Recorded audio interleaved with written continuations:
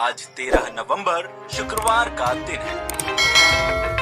बिहार चुनाव के नतीजे आ चुके हैं, मगर हालात अमेरिकी राष्ट्रपति चुनाव जैसे हैं। मतलब बहुमत एनडीए को मिला है, पर राजद हार मानने को तैयार ही नहीं है। तेजस्वी बोल रहे हैं कि जनादेश महागठबंधन को ही मिला है, पर चुनाव आयोग का नतीजा एनडीए के पक्ष में गया है। बहरहाल शुरू करते हैं आज की मॉर्निंग न्यूज ब्रीफ बाजार की अपडेट्स के साथ।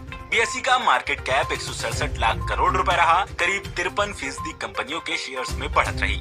अब वो इवेंट्स जिन पर आज पूरे दिन नजर रहेगी। आज एनडीए की बैठक होगी। बिहार चुनाव के नतीजे आने के बाद पहली बार चारों दलों के नेता साथ बैठेंगे। बैठक में मुख्यमंत्री को लेकर फैसला भी हो सकता है। महाराष्ट्र में एक्टर अर्जुन रामपाल की मुंबई के एनसीबी ऑफिस में सुबह 11 बजे पेशी होगी। अब देश और दुनिया से जुड़ी अहम खबरें जान लीजिए। पिछले दिनों आई वेब सीरीज पाताल लोक में काम कर चुके एक्टर आसिफ बसरा ने धर्मशाला के मैक्लॉडगंज स्थित अपार्टमेंट में खुदकुशी कर ली। रिपोर्ट्स के मुताबिक वो डिप्रेशन में थे। उन्होंने पालतू कुत्ते के पट्टे से फंदा लगाकर जान दे दी। पश्चिम बंगाल में चुनाव से पहले सीएम और तृणमूल चीफ ममता बनर्जी की मुश्किलें बढ़ने की खबर है। सरकार में परिवहन मंत्री ममता की अध्यक्षता में हुई कैबिनेट मीटिंग में नहीं पहुंचे। मीडिया रिपोर्ट्स में तो दावा है कि इस मीटिंग में 5 मंत्री नहीं शामिल हुए।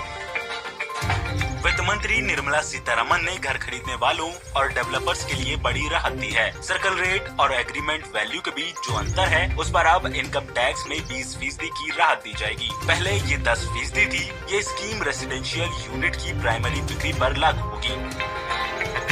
नेहरू के नाम पर बनी और लेफ्ट का गढ़ कही जाने वाली जेएनयू में गुरुवार को प्रधानमंत्री नरेंद्र मोदी वर्चुअली पहुंचे। उन्होंने यहां स्वामी विवेकानंद की मूर्ति का अनावरण किया, जो कैंपस में 2018 से ढककर रखी हुई थी।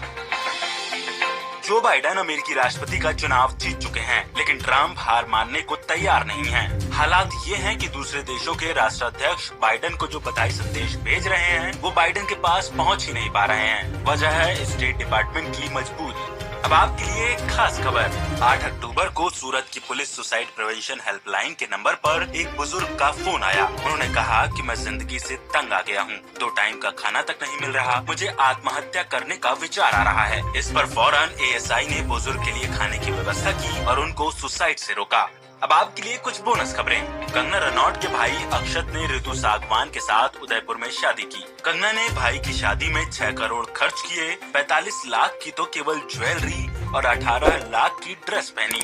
देश में सीरम इंस्टीट्यूट ऑफ इंडिया ने बताया कि ऑक्सफोर्ड और एस्ट्राजेनेका की कोरोना वैक्सीन कोविशील्ड के 4 करोड़ डोज तैयार कर लिए गए हैं। एलएसी पर तनाव कम करने के लिए भारत और चीन के बीच डिसएंगेजमेंट प्लान बन गया है। पूर्वी लद्दाख में पैंगोंग झील के आसपास बने स्ट्रक्चर तोड़े जाएंगे। पेट्रोलिंग पर